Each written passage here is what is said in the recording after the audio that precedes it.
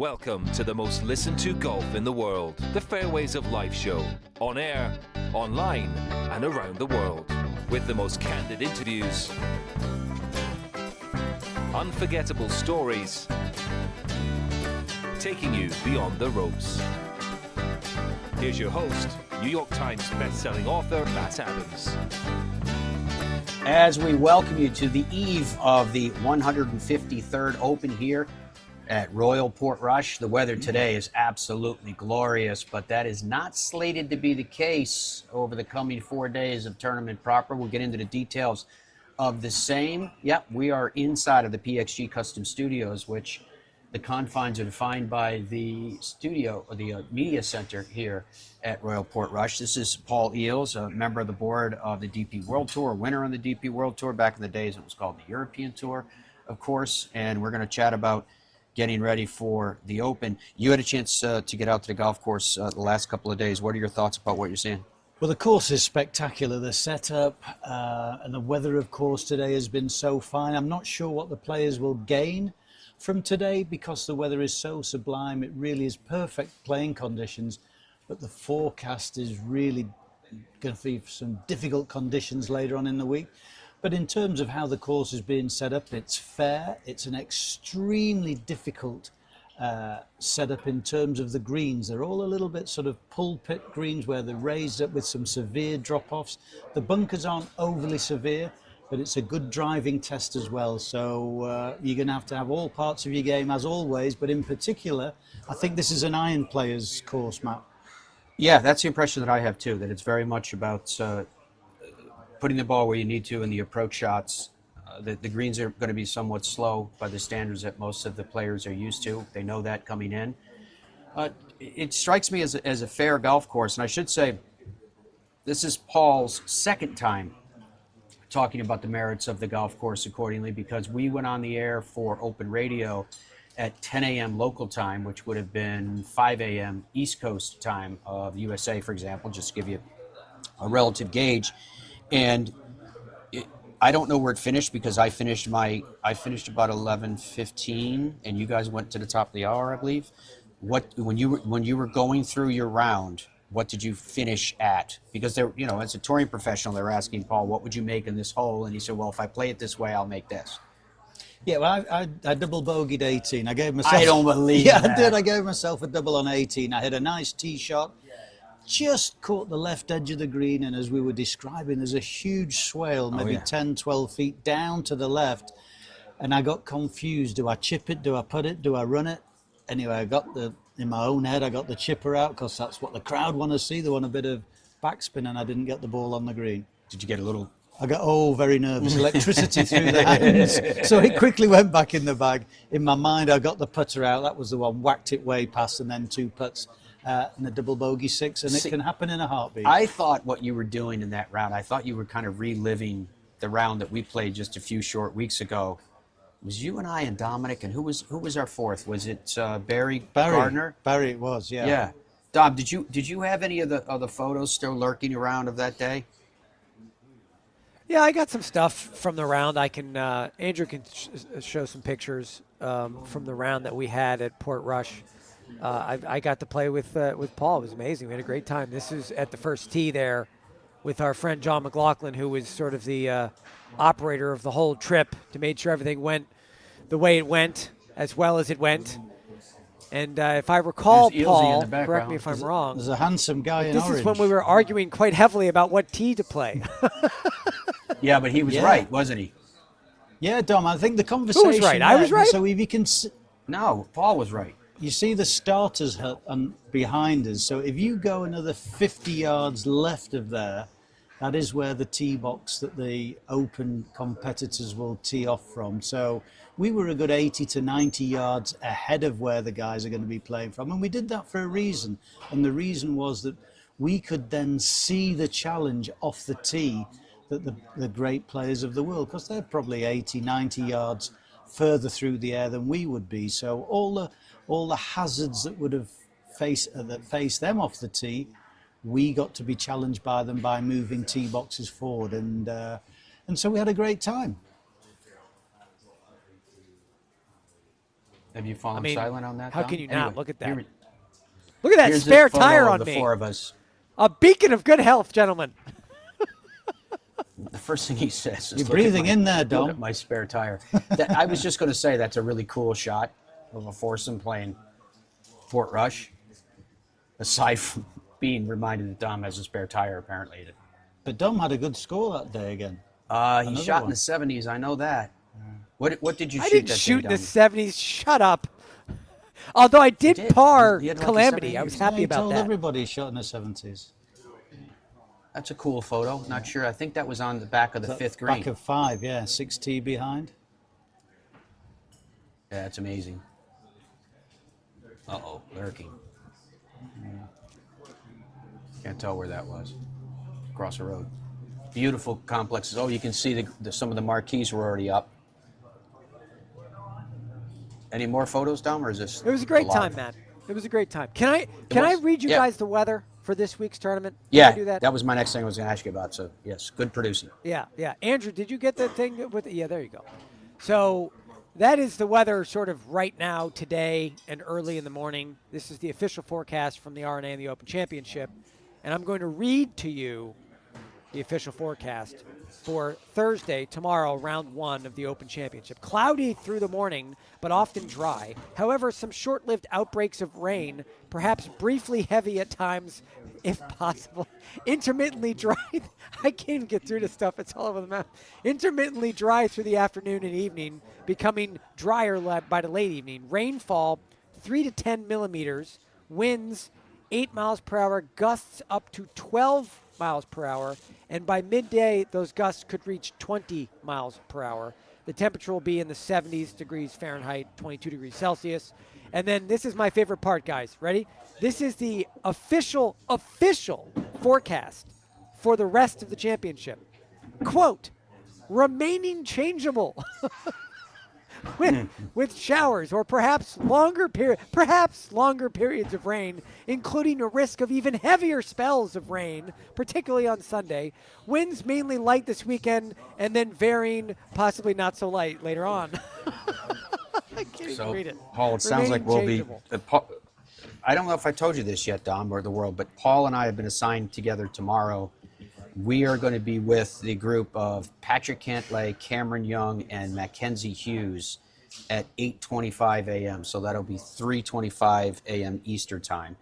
And then in the afternoon, I'm with Sophie Walker, and I'll be following Bryson DeChambeau, Bob McIntyre, and Justin Rose. And you don't know who you have for the afternoon. No, I'm going to have a lie down, I think, Matt, because it's a long way around that big golf course now. I've got to carry your water bottle, and goodness knows what else I'll have to carry on your behalf. But, Yeah, research books in a books. backpack will be tasked upon But you. interesting, the thing there, as Don was reading the weather forecast out, for me, there's one player in the field is Aaron Rai, and of course he wears the wet weather gloves from the start. Mm-hmm. So it's not going to matter to him, whereas the other guys are going to have to be prepared for 5, 6, 7 gloves in their golf bag just in case it does come down. And my mind goes back to Brian Harmon's win at Royal Liverpool, Hoylake, a couple of years ago, where his umbrella coming down 18, he had about half a dozen 8 gloves hanging from the spokes of his umbrella to try and keep a dry grip on the club. Yeah, that was amazing. So, Dom, what's Aaron Rai's odds coming into today? Do you know? Yeah, I can get you that. Hold on. Since we got 80 to this 1. inside Those are information. his odds. Andrew, can 80 you to put 1? the odds up? Whoa. We've got updated odds for you on the screen, folks, because they're ever changing right now. And I'm sure Paul knows this, but massive, huge, heavy favorites right now are Scottie and Rory, and then it's kind of everybody else right now. Scottie is 5.5 to 1 right now. Rory's going off at 7.5 to 1. There you see Jon Rahm at 11 to 1, and then like I said, everyone else is bunched up behind there. A bunch of 20 to 1s, 25 to 1, 35 to 1, and upwards and onwards to folks like Aaron Rai at 80 to 1. Is there a name on that list, Paul Eels, when you're looking at that list that pops to you? I love the bottom name, Colin Morikawa, for a couple of reasons. He's a wonderful iron player, which you need to have that. And also he's got the experience of Billy Foster, the caddy on the bag. And Billy obviously got his first major, did he, when he was with Matt Fitzpatrick at the US Open a couple of years ago? Yep.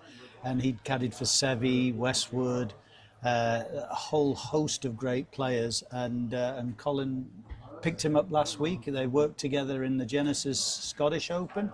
And here they are again at Portrush. So I think that's a really good combination. And if Colin gets the driver in the fairway with his iron game, he could go really close.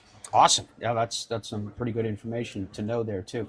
The weather pretty much sounds like open weather to me. Yeah, I don't think there's anything. I think the winds, the gusting to 20, that's kind of okay. It's when you get the steady winds of 20 miles an hour and plus, that's when the scores will really rock it up.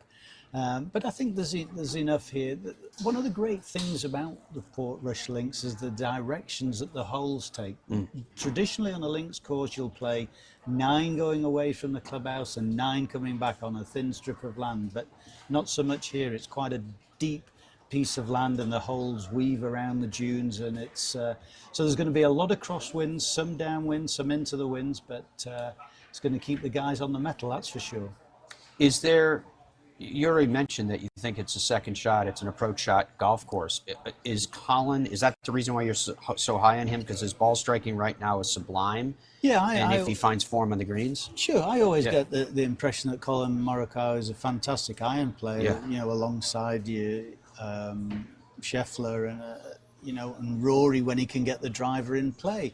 It's not that I don't think the longer hitters will benefit, but I just think it's a golf course that needs to be played from the fairway because of the nuance and the shape of the greens. There's so many runoff areas and chamfered edges to the greens that if you're coming in at an angle, you've really got a tiny target on which to hit. And look if you miss it right here. And it'll just fall 5. away. But, you're talking there, if the ball's moving to the right and you're 10 paces, it's going to roll off. It's not going to stick on the green. I was talking to Neil Manchip, who's the coach, long-time coach of Shane Lowry, after they'd finished the practice round this morning, and he was saying the course looked green as though it's soft, but it's really firm, and the greens are really solid, so the ball isn't going to hit, stop and spin. It will always bounce and release. So, Darren Clark, even though there's some false fronts, Darren Clark, who's played many rounds of golf here, he says, always try and land the ball 6 paces on and then allow the ball to release up the green. So, and that's without wind. Yeah. Which the wind, it doesn't seem like it's going to be too severe, but except for potentially in spells, as you heard from the mystery of the forecast. So, Dom, before we went on, you were sharing with us your most recent addiction in gambling. Do you want to tell the world about who you backed for this Open? I mean, I can. Is that important to you that other people know this? I got to open it up to make sure because I don't remember. Are you opening offhand. up, or are you actually I make sending these text decisions. messages? I could tell you what you did. I know. I wrote it down. Well, I should be the one to tell you. Hold on. Stand by. Okay. All right. So, Take your time. so what do you want me to do? Just list the names? Yeah, just tell the world what you did. The massive amount of your family money you've spent in gambling away. First of all, I go in small. I go in hard, but I go in small, and I get like 50 cents, 70 cents. Not a lot of money. All right? Listen to this. Yeah. Tom McKibben, Jordan Spieth, Denny McCarthy. Ready? I'm going to keep going. Rory McIlroy, Tommy Fleetwood, Terrell Hatton.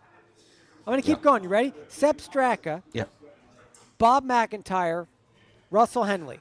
If you would like to make money at the Open Championship, then just copy what I just did, and you'll be fine. You'll be fine. You'll be in great shape. All right. So what did you do in terms of your parlays? So all those names I just shared with you are all people that I anticipate will finish inside the top 20. I mean, from my years of playing on tour, I know these things, So I put them in collections of parlays. So I have Tom McKibben, Jordan Spieth, and Denny McCarthy all grouped together in a separate parlay. They will finish in the top 20. And you will make a killing. I mean, you bet 25 cents, you make hundreds. And then I bet this is a guarantee, folks. You can rubber stamp this. Rory, Fleetwood, and Hatton to all finish in the top 20. Come on, Paul. Even you can't dispute that one. No, I'm waiting for a surprise coming, Dom. Yeah, we haven't disputed anything Even yet. a monkey with a pin's going to get those. Sepp Straka, Bob McIntyre, and Russell Henley, I think is that's a good one. That's a good parlay. No one's thinking about Sepp Straka, especially Bob McIntyre. We have some comments from Bob, Matt, that I think we'll play later in the show. Feels to me like he's ready. I think I could see him in contention. Yeah. Yeah. Nobody's really arguing with you about that. So how much money did you blow on this fancy? Total or per person? Yeah. Total. $6. I bet a total of $6. However, if all of my bets hit, which they will, I'll make hundreds. I mean, $150, $200. I mean, I'm cleaning up. I was actually thinking maybe I could buy my family a new house. Yeah. I can't see how you can lose. All right. So that's what's going on with Dom and the betting hold on a and second. where we stand. All kidding aside, I want you guys to tell me of those bets, which one you guys fully support. You're like, listen, that was a great bet. And which one you guys are like, you're such an idiot. Why did you do that? Rory, Tommy, Terrell, I think is rock solid. Yeah. Sepp, McIntyre, and Henley is likely. McKibben, Spieth, and McCarthy, I'm not feeling that one. Me neither. Look at Paul shaking his head. Look, I'm an idiot. not loving that. Paul, you're embarrassed. No. You're embarrassed to even know who I am. You're not an idiot, but you could have Embarrassed to have saved met me. 75 cents there on that bet. He literally said a monkey with a pin. How many Well, of I these didn't did tell you play? about my selection technique. You guys don't know. We'll get to that in a little bit, Dom. I want to ask Paul about how many Opens that he's actually played in. I played in 7 Opens. The first one in 1989 was when I was still an assistant pro at Royal and St. Anne's Wow. Golf Club. And in those days, you went to a local club around the Open. So I played at the Gales Golf Club just down the road from Troon, Sunday and Monday. Mm-hmm. And so obviously I had to ask the boss at Lytham, Eddie Birchnoff, if I could have the time off to go and try and qualify. And the second day I was first out, 6:30 tee time. So I'm phoning Eddie in the shop at 10:30, and then I've just shot the course record, Ed. I think I'm going to qualify for the Open. So in those days there was no text messages or whatever. He said, oh great, okay, well we'll see you Saturday morning then. So, and he was quite right. I missed the cut doing handstands, and I was back in the shop serving the members on the Saturday morning. But it was great fun. We were just saying though, Maddie, you come to the Open Championship now, and it's so well organised. You've got security passes, the structures that we're in here in the media centre. The only commonality from my day playing is the little bits of rope that separates the galleries from the players. Mm-hmm. And yet we had marquees for the media, there was a marquee that housed the shop, and then there was a few ice cream and burger vans, and that was the whole thing back in those days. And now it's just like a town has arrived and presented itself here at Royal Portrush. So, you know, in fairness, it's a city. They're saying that it's going to be just under 280,000 souls here this week. Wow.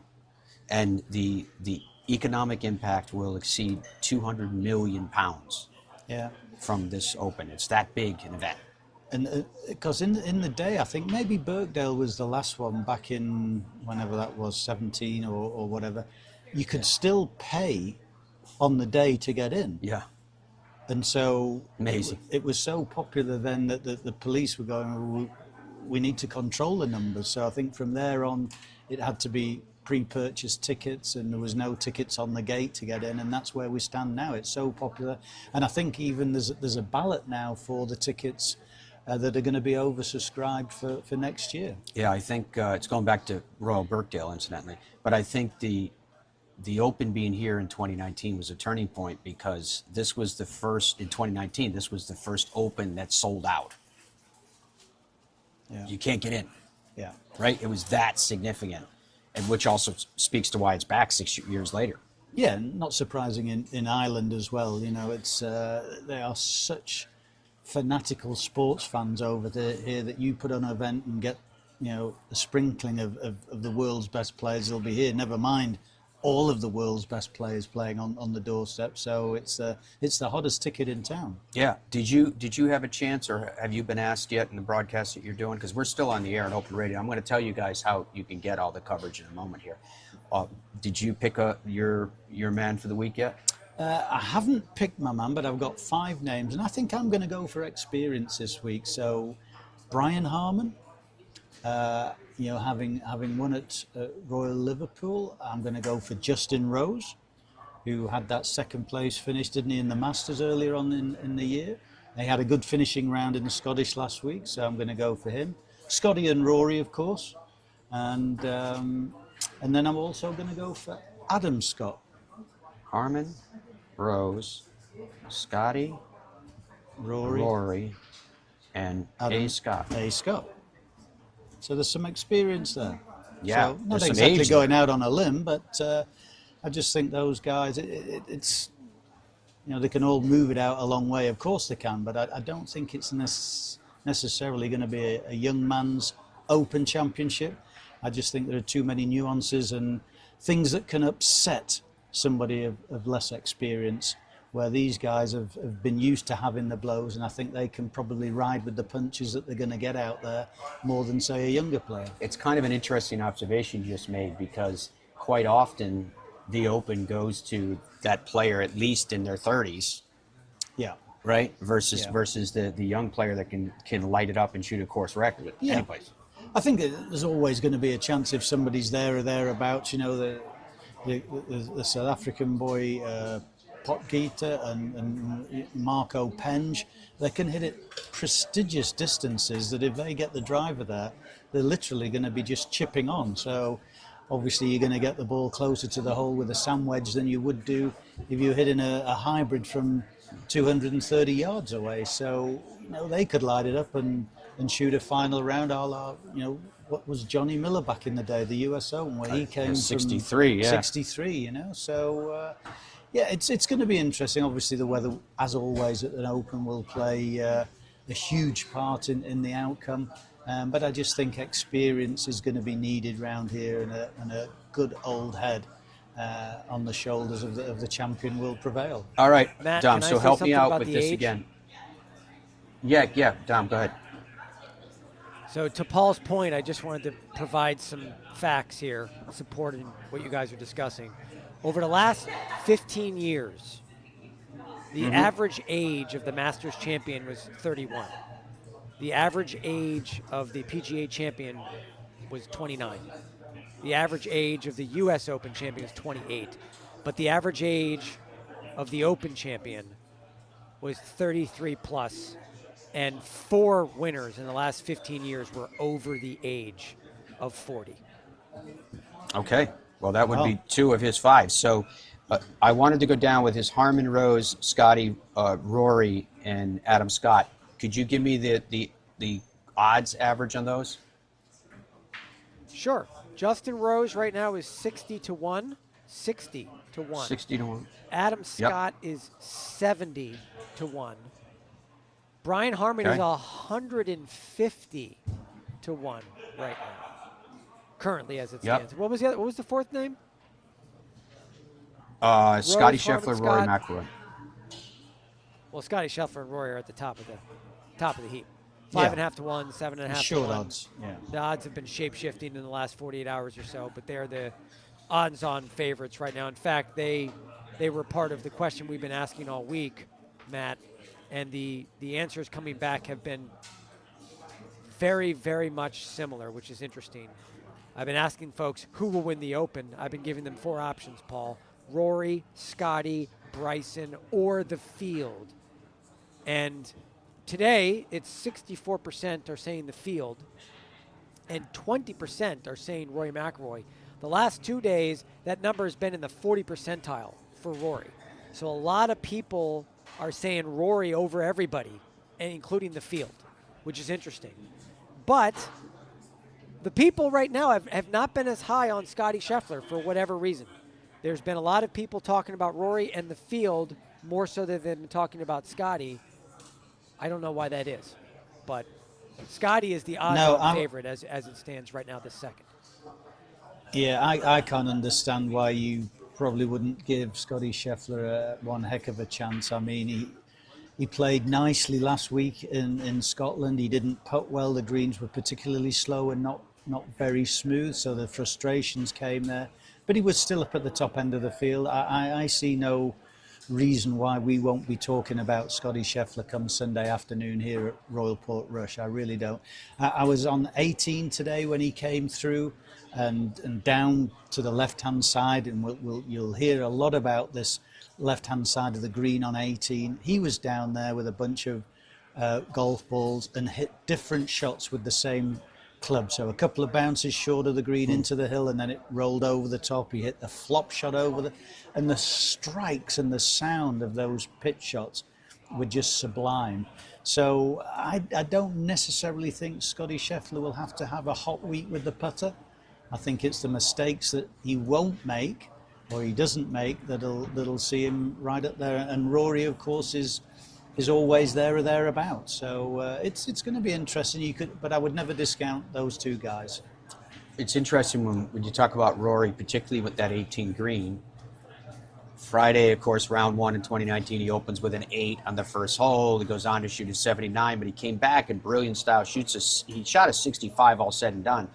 But the shot that really consumed any hope was the second shot into 18. Yep. And he went left of that green, and it trundled down that hill and fell way down. Yeah. It kept going. I mean, you mentioned today like 12 feet or somewhere where you were when you hit that side. His went way down. His went like 30 feet away from the green. No. The first part of it is shaved to fairway, and then you get a little bit of rough. And I think they've kept that rough there as it flattens out to stop the ball from going under the grandstands and having rules issues with temporary immovable obstruction. So there's a little bit of grass there to slow it down, which of course then makes the chip shot a little bit easier if you want to play a flop shot because you've got some grass underneath it.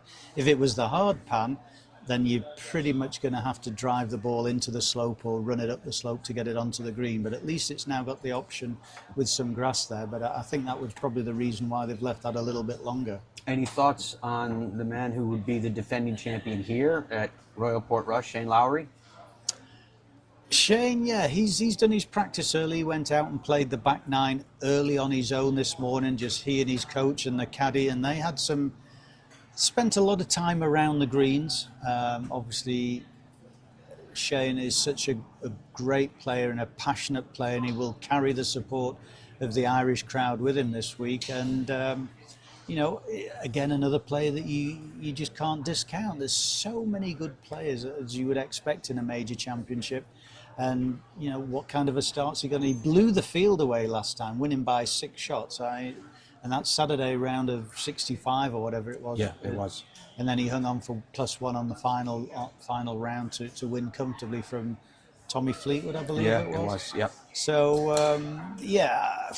it's all conjecture and subjective stuff at the moment, but these are the best players in the world. They are the best players for a reason. Week in, week out, they perform at the highest level. There is no higher level than an Open Championship, and most of them are coming in with some form. Good. I'm looking forward to working with you. And you, Matty, as always. Yeah, should be a lot of fun. His wife is in town, came in town today, so we'll get a chance to see his wife Sharon a little bit. And these events are always like a big reunion in some way, aren't they? When you get the group together. And I mean, gosh, I bet with our broadcast team collectively, we've probably done over 100 majors, I would guess. Yeah. Probably. Something like that. It's insane. So Matt, can I ask Paul one more question before he goes? Yeah, go ahead, Dom. Yep. I just have one question, Paul. In all seriousness, one of the things I learned when we went on our trip and I was playing links golf for the first time is how important patience is. Can you just comment about your expectation going into the championship for the players, how important patience is for the guys that are on the fringe there? Because one bad hole, because you're going to get some crap lies where you're going to hack out, where you have to accept a double. And a lot of guys can't do that. How important is Yeah, patience at an event like this? Patience it's the 15th club in the bag this week for sure. Most weeks it is, but even more so here, because you can hit great shots on a links golf course and you can get a bounce that will just take the ball running. And again, the bunkers here, you know, you've got your area of sand, but the lead in can be 20 yards of a slope that will just gather the ball down, and it won't stop until it gets in there. So patience is going to be a key and a virtue for anybody this week, and I'm really looking forward to it.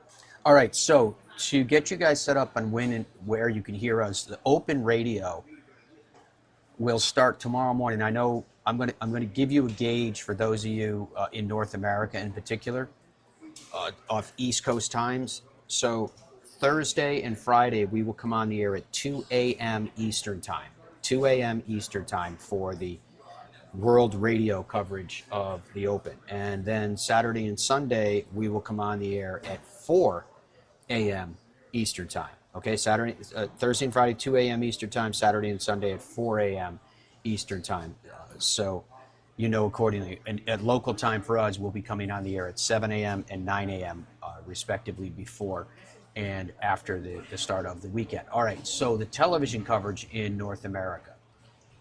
TV coverage tomorrow starts at 1:30 a.m. on Peacock. Then at 4 a.m. it switches over to USA Network.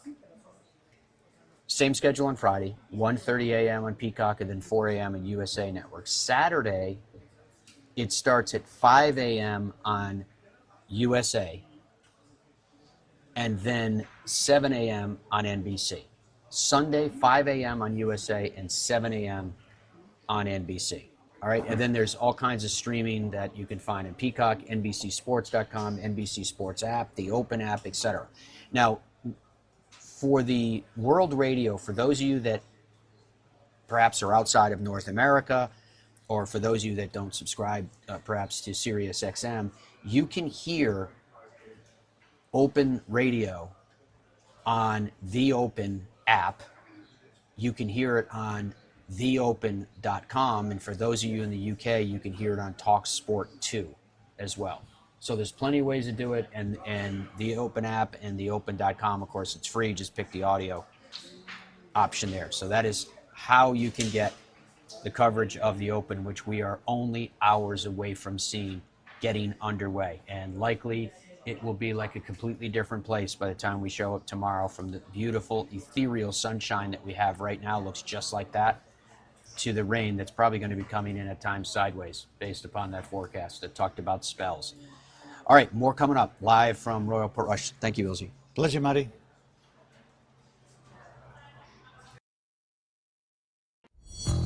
Head down, water down the left, bunker down the right, take the club straight back. Wandering minds. When golfers lose their focus, they're totally... But Bridgestone can help. Introducing Mindset, the ball scientifically designed to keep you focused. First, identify your target. Next, visualize your shot path. And then focus on the green dot and smooth one. Play the Tour B and E12 with Mindset technology. You see what happens when we work together? Stuff like that. FlightScope Mevo Plus is the ultimate indoor and outdoor golf launch monitor and simulator. It gives you the club and ball data you need with the accuracy you demand. Mevo Plus comes with ownership of simulated golf courses for you to play and practice at home. Mevo Plus is an essential golf partner to help you improve and understand your game better. Put more purpose in your practice. To learn more and get your Mevo Plus, shop now at flightscope.com. Golfers today are a different breed. Who? Me? We see the game in a different way. We all have our own styles. We swing our own swing. We have one thing in common. We are all about the details. Introducing the Revel line of grips from Superstroke. With 3 distinct offerings to choose from, the Revel is in the details. Our journey began with a simple yet powerful vision to provide the world with the highest quality Virginia-type peanuts. The Hubbard Peanut Company, where quality and tradition meet to create an unforgettable experience. Visit HubsPeanuts.com to explore our full range of products and place your order today.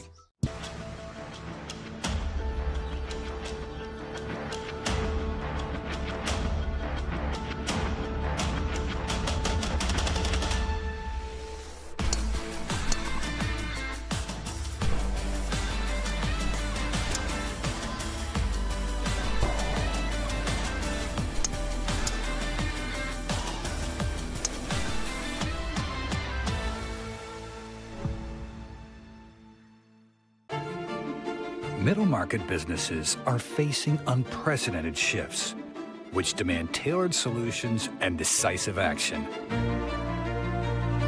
RSM stands as the unwavering leader of the middle market, empowering you to take charge of change and conquer this era of transformation. RSM. Experience the power of being understood.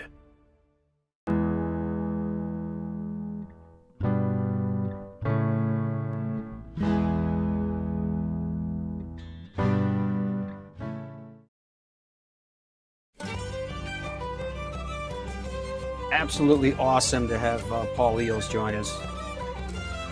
Looking forward. I'm psyched that we got paired tomorrow in the opening round. That's going to be fun. Alongside of Patrick Cantlay, Cameron Young, Mackenzie Hughes will be the group that we'll be with in the morning. So when we were here 6 weeks ago, Dom, or whatever it was, 8 weeks ago, we did 2 television shows while we were here. And one of the things we wanted to have a better understanding from for someone that has the playing ability of Paul Eales, a guy that won on the European Tour, he still competes, was how to play some of these really difficult shots, you know, with the natural marram grass that they face here, and the way it can be up to your ankles, knees, hips, depending upon where it is. And so Ealesy gave us some teachings on how to play shots around links golf courses. Welcome back to the Fairways of Life show as we continue our tour through Ireland. We're in the northwest of Ireland this week, and I'm with Paul Eales once again. If you remember, Ealesy was with us last week talking about shots that you want to play on links golf courses. This man played in 8 Opens. He's a winner on what was then called the European Tour. He won on the Legends Tour. He won on the Challenge. He won every level that he has played at. So last week, Ealesy, we were talking a lot about these kind of almost dead-handed little shots. Maybe it was an 8-iron that you only wanted to go 130 yards because you were working it with the wind, or against the wind, as it were, as you were explaining to us. We thought maybe this week it would be fun to have you teach us a little bit more about the short game and the challenges that you face in links golf in that regard. Absolutely, madam. And the great thing about the environment on links golf, it gives you so much optionality that you probably wouldn't have on, say, a parkland course where it was lush and soft. You've got to use the ground here, use the environment. The wind's blowing, normally coming sideways, downwind. You've got to take all that into effect, as you do with the lie, which is normally really tight. So it's not that easy to get the club underneath the ball to get the loft. But we're just going to show you a few things here. We've got a sand wedge, 56, a putter, an 8-iron, and a little 3-wood. All of these would be appropriate to play this little shot here, some 15 yards. And the technique pretty much stays the same, so it can be quite easy. So rather than just the lob wedge, pop it up in the air. So we'll go through and go and show you a few. So we've got the 56 here, the most lofted club. So it's a pretty standard address position, pretty central, weight slightly forward, but the key here is to keep the width in the backswing so that the club doesn't get too steep. We don't really want too much interaction with the ground other than width. And pop it forward, and there's a little bit of run out there. Maybe heard there that I caught the ground first before I hit the ball, but that's okay if you're nice and shallow. If you get it steep and catch the ground first, the leading edge digs in, the golf ball will finish here. So we'll move to a straighter face club here. The action's still going to be the same. We won't have to hit it as hard, and the ball won't fly as far to target. It'll come in a little bit lower and we'll have more run. Again, I caught the ground, but it's getting myself there onto the putting surface. The ones I find more tricky with a hybrid or a 3-wood, the faces are a little bit hotter, but again, the same action. Keep it nice and shallow, and it's just like a little putt. Runs along the ground. The reason we keep it on the ground, there's nothing to go over. The ground's firm, and then of course, the one that I would say is the key thing. Anytime you can get a putter in your hand around links golf, there's nothing to be frightened of. is you just get the putter out and just hit it a little bit harder and up to the target. So pretty much the same action, Matt, with 4 different clubs, and the results are pretty similar. All right, so much of the attention about the nuance of shots that are needed in links golf will be focused on, of course, the Open. And so, Ilse, I got something special for you now. I thought, Paul, since you played in so many Opens and you're part of the Open broadcast crew, that you could kind of help us in figuring out how to hit some shots that players will face at the Open, and what can you do if, or even just to understand what they're going through, or what you could do if you're playing links golf to hit out of the lies. And I thought I was pretty generous with the 3 lies that I gave you, don't you think? No, you weren't, Matt. So, okay, so we've got 3 different situations. Obviously, these balls are all within sort of 6 feet of each other, but it can show the differing in lie. This one actually isn't too bad because I'm playing this way and I can hit the back of the ball. Can you see how it's nice and clean at the back of the ball? So if I can get the club coming in a little steeply, I can hit the ball without having to take too much grass and having to be too vicious with the swing. So the shot's around about 30 paces. I can get to the back of the ball, but I need to come a little bit steeper. The ball's going to come out lower, but we should be able to get this ball on the green. And there it goes, comes out running, but at least we got it, we recovered back onto the green. Now this one is a different scenario altogether. The ball's a little bit deeper, but you can see all this grass I'm gonna have to go through to get to the back of the ball. This is gonna need a lot of speed, but don't forget, you also have the option of declaring this unplayable because this may not come out. Let's have a go, but I'm going to need a lot of speed, and remember, I'm going to have to enter through this grass. So if this ball comes out here, we actually may have done quite well, but this is going to need a bit of force. You can see, goes through the grass, the ball doesn't move, and you'll see this an awful lot with even the best players in the world, with all the speed they've got. There's so much grass for the club to go through, the ball hardly moves. So that's the option, take a penalty. This one, again, similar to the first one, but there's still some grass here. So we need speed to get to the back of the ball, but because it's steep, it's coming out low. So again, it's not a shot that you're going to try and balloon in the air and land softly. You've got to allow for the run, but I'm going to have to hit this harder, again, because I've got the grass to grow through.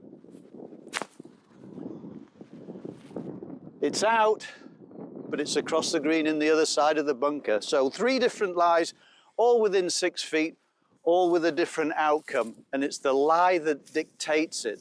So it's really important to have a look at how it is and weigh up your options before you have a swing. So Maddie, we've made our way to the green side bunker. You can see typical links, the revetting. That's the sods laid on top of each other to create the wall. Fortunately here, the ball's finished in the center of the bunker. It's a nice lie. So again, no need to complicate things here. The sand's nice and soft. So using the sole of your club face, don't be trying to dig the ball out. Keep it shallow, take the sand beforehand. Maybe wait a little bit further forward. Hands I like a little bit lower to keep the arc a little shallower. Again, this takes loft off the club. We want to keep loft on the club by being nice and shallow, and don't be frightened of big full swing and let the ball just explode out. And of course you get a face full of sand because it's in, so we call that the shampoo shot, where you get sand in your hair, but it's good for exfoliation. All right, so now we've made our way to the putting surface. Fescue grass is different than many of the strains that people are used to playing. It's very typical of links golf on this side of the pond. What considerations should we make there? Well, the first thing to understand is when you're playing links golf, you're exposed to the elements, you've got the wind, the greens are never really as fast as they may be at home. Maximum they would have them, say, for an Open Championship would be 10.5. They could bring that down to 9.5 if the forecast 40, 50 mile an hour winds with the slopes and stuff. So be aware that that's the situation. When you're hitting the ball harder with the putter, it's going to go straighter. So the breaks aren't as great. So here we're a little bit up the slope, into a bit of breeze, a little bit of break from right to left, but the pace is, even if you're putting on a quicker green, pace is key. But when you come and play links golf, be aware that they may be a little bit slower. Doesn't mean to say that they're not good greens. So it's just a full stroke, and that rolls nicely.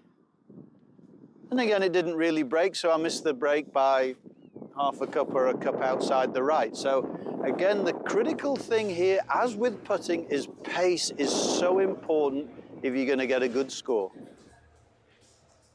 Incredible, isn't it? With Paul Eales. All right, more coming up live from the 153rd Open at Royal Portrush. Stay with us.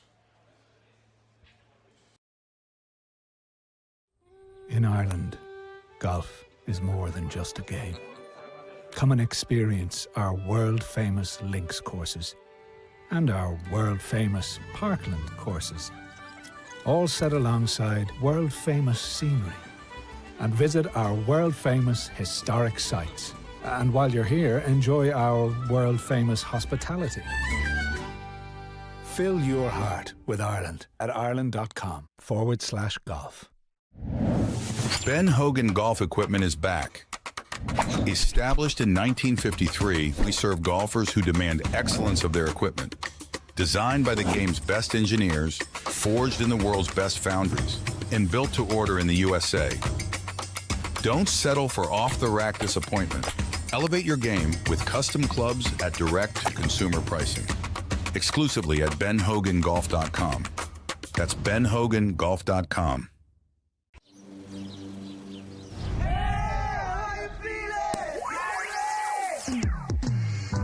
Golf season is back, baby. Play the best rounds of your life with PXG. I feel like dancing. I feel like dancing. Visit pxg.com to see what we can do for your game. I'm feeling groovy, so groovy. PXG, you've never played like this before. Golfers today are a different breed. Who? Me? We see the game in a different way. We all have our own styles. We swing our own swing. But we have one thing in common. We are all about the details. Introducing the Revel line of grips from Superstroke. With 3 distinct offerings to choose from, the Revel is in the details. What would your ultimate golf experience be like? Just you and a friend? Or would you round up some buddies for a foursome? Just one day? Or an entire week? There's a good chance your ultimate golf experience could be Michigan's magnificent 10.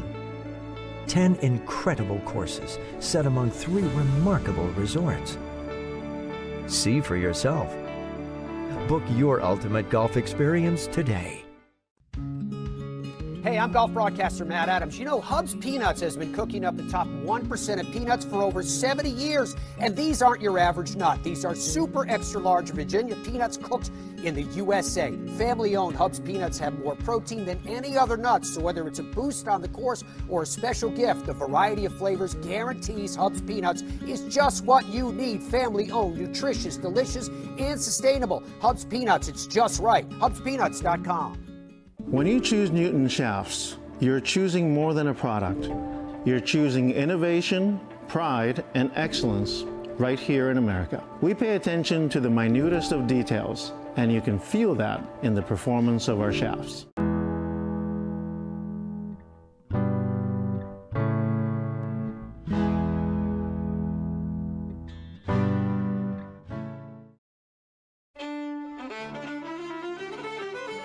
As we welcome you back to Royal Portrush, site of the 153rd Open, we are merely hours away from the start of the year's final major championship on the men's side of the game.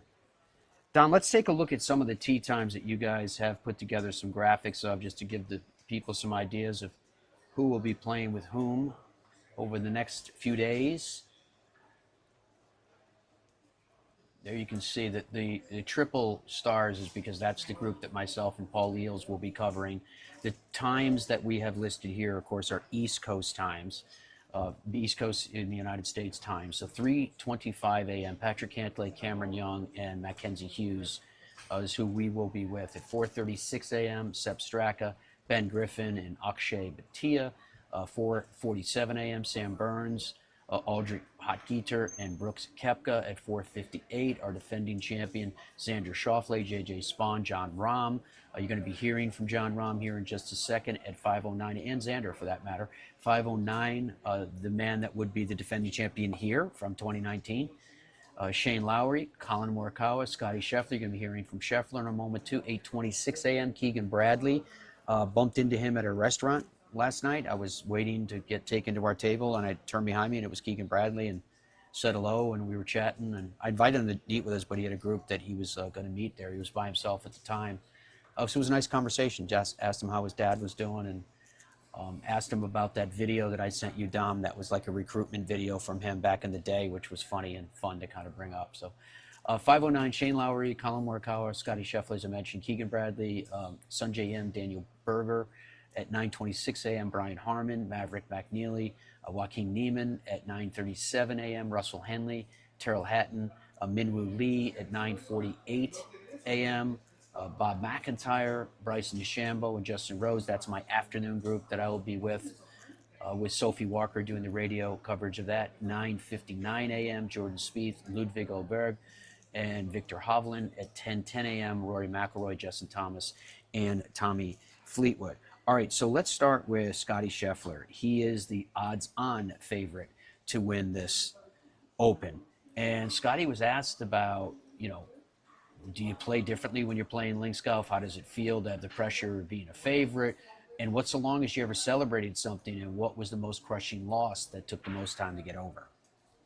Well, yeah, not only the trajectory, but I think the amount of bounce you're going to play. I mean, like if you got a 150-yard shot into the wind, depending on where the pin is, I might hit 3 different clubs, just based upon wind direction, where the pin is, the type of shot I want to hit, if I need the ball to run, if I need the ball to stop, just little stuff like that. So I'd say trajectory is a huge component, especially in terms of how much the wind is going to affect your ball. Just because you can hit it low, but if you hit it low with spin, it's probably going to come up pretty far short. But then if you hit it low without the correct amount of spin, then it's going to go, a pretty good amount too far. And so I think not only trajectory, but spin control as well, I think is really important.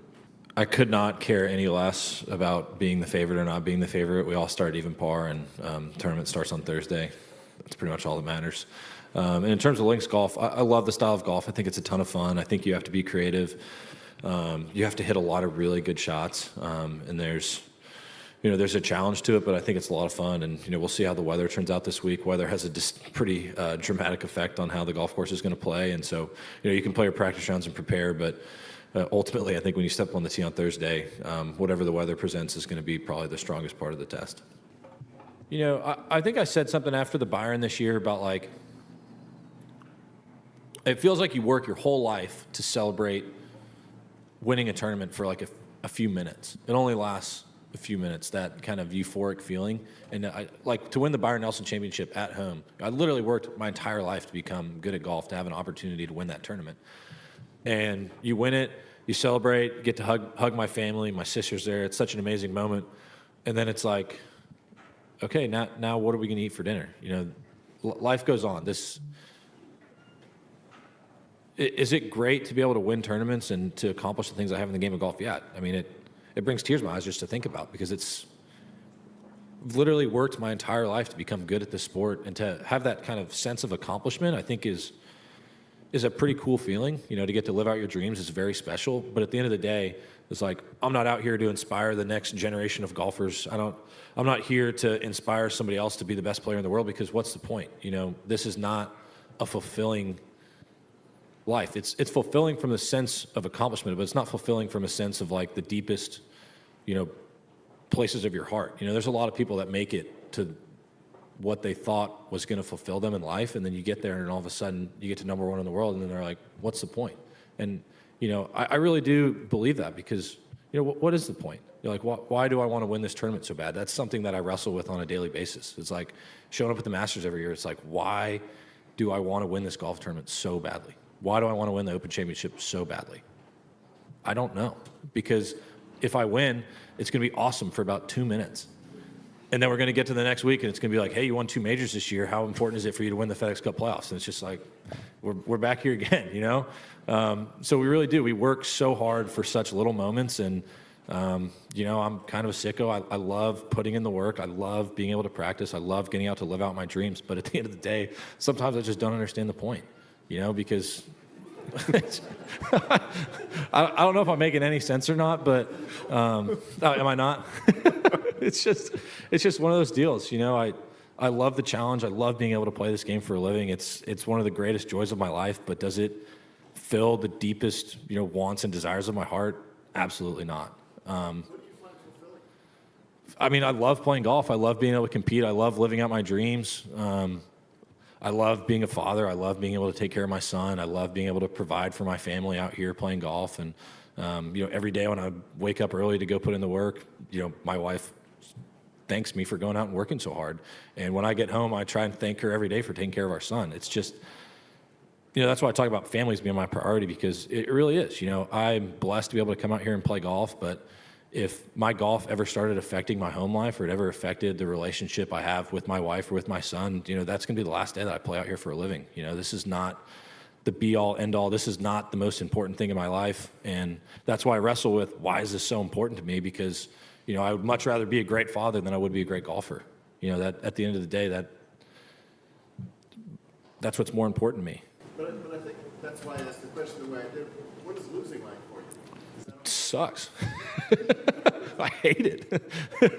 I really do. But that's part of the competition. That is, and I think that's why we try to work so hard to not lose. But golf's a game where you just lose a lot more often than you win. That's just a simple part of it. In basketball or football, when there's only 2 guys out there, you can win a lot more than you lose. But I think I was looking at stats. It was one of the best tennis players. It might have been Federer or Djokovic or somebody. They only won like 48% of their points or something like that. Playing professional sports is a really weird thing to do. It really is, just because we put in so much effort. We work so hard for something that's so fleeting. It really is. The feeling of winning just doesn't last that long. When I sit back at the end of the year and, I kind of try to reflect on things, having that sense of accomplishment from winning the Masters tournament, from winning the PGA Championship, I have a deep sense of gratitude and appreciation for it.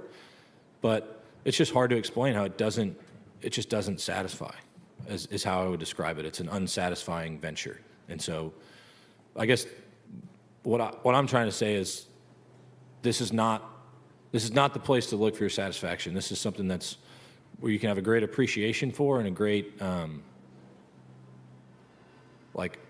of thankfulness for being able to do this. And it's, like I said, it's literally one of the most fun things that I can do in my entire life. I love being able to come out here and play golf and compete. But at the end of the day, it's just not what satisfies me.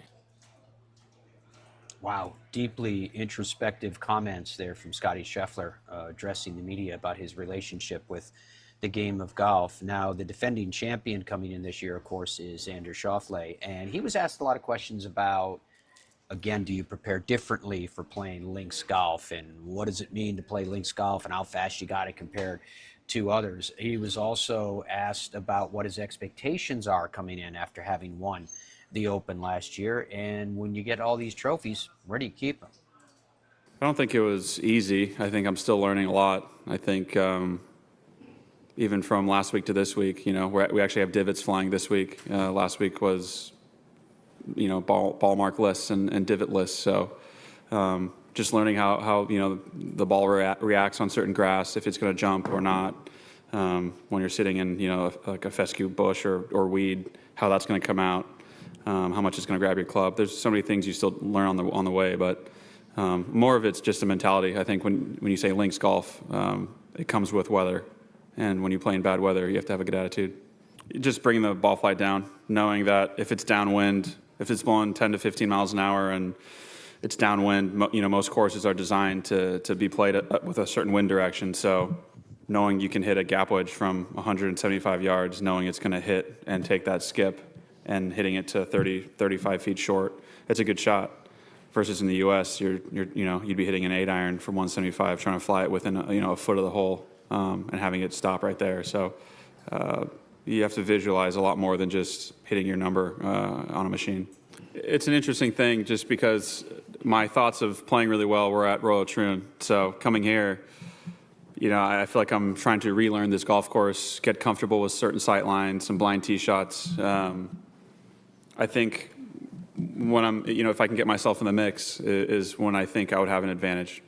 That's where my biggest edge would be. So if, it can lean on experience at other points in time, but I think the most fun and the biggest advantage I'd have is coming down to the stretch if I can get close to that lead.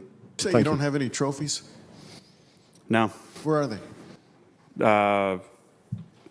At my parents' house, probably, in a bank vault. I think that's where some of the one of the trophies was, when they travel. Including the gold medal? I actually have no idea where that is, to be completely honest. It's great to know. Yeah. Why don't you? What am I going to do with it? I don't really invite people over to my house, so what am I just go look at it myself? Oh yeah. You know what I mean? That's just that's how I feel about it. It's like I'm not going to walk into a trophy room and be like, oh, look how great I am. You know what I mean? I think I was just raised to think that way, and it's kind of stuck. I really don't sit at home, and you know what I mean. My wife hung up some pictures of me in my gym of me winning the Olympic medal, and she put it so high up I can't reach it, and I have to get a ladder now, and it bothers me. If anything, put up me in a Masters jacket, that would piss me off. You know what I mean?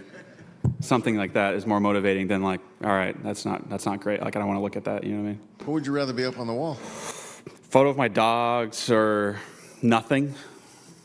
A clock, maybe. I'm always late, so maybe a clock would be good for me. Yeah, interesting comments from Xander as well. Let's see if they continue, and probably will, because Bryson was asked about playing links golf and playing in the wind, and the questions were technical, and so too were the answers. Yeah, you have to adapt very well. And, when I played the Walker Cup in 2016, no, 2015. Was it 2015? I think 2015. I don't remember. It's 10 years ago. But when I played I think it was 2015, Walker Cup at Royal Lytham St. Anne's, I played really well. I shot 66 in the singles matches, and I played great golf. So I felt comfortable coming over here in 2017, and then I just wasn't prepared for the elements. The times I've been over here, for some reason, my golf swing hasn't been where it needs to be, and right now it feels as good as it's ever been, and hitting it far, hitting it as straight as I can, and learning how to putt better on these greens in windy conditions and rain and all that. It's just figuring it out, and it's just going to take time, and something that I've never really experienced growing up in California.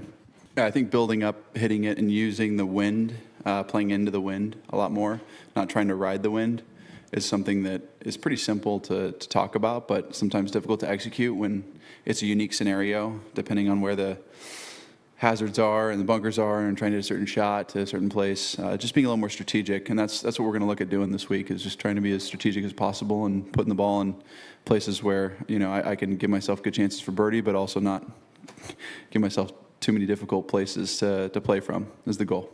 We're doing some testing right now, and going to continue working on how different types of wind affect the golf balls. It's something I'm working on a personal project, and it's going to take time to understand it. From a terminology, yeah, heavy wind's a great way to describe it. It's thick. I'm not going to say, okay. It's one of those situations where you're in the environment and you go, all right, this feels like a 15-mile-an-hour wind. And all of a sudden it plays like a 30-mile-an-hour wind. And you're like, what the heck? So I think that's the trick of it. If you grow up here, you play a lot of golf over here, you get quite comfortable and knowledgeable about that. I just need more reps, in a sense. And hopefully I've had enough reps to be able to do that. Played well in some windy conditions. Andalusia was a good test last week in the first few days. Played well. But again, the wind is different from there to here. So we'll see how it goes this week, and hopefully it stays warm and my body stays warm. And but yeah, it is a thick wind. Man, imagine, okay, this is going to be wild, but imagine a scenario where you've got like a 400-yard tent, right? And you can just hit any type of shot with any wind with all the fans. Like that's what I imagine, like in a hangar or something like that in a big stadium. That'd be cool to test, one. But two, all I've really done is hit more half shots and tried to play into the wind a lot more. So if it's a left to right wind, I'll draw it. If it's a right to left wind, I'll try to cut it more often than not. If I try to play with the wind, sometimes I lose control of that golf ball, and that's what I did. Whenever I had a right to left wind and I was trying to hit draws, man, that thing would go forever offline. So those are the few things that I've been working on. And wouldn't it be cool to test in like a massive wind tunnel? Yes, I'd love to. I'd for sure do that. Perspective from players. Thank you very much, folks, for your company for this edition of the Fairways of Life show, live from the 153rd Open at Royal Portrush. I hope you guys get a chance to listen to our radio coverage in North America. You can hear it on Sirius XM. You can always hear it at theopen.com or on the Open app, wherever you are around the world. Until we are together again, be well and goodbye for now.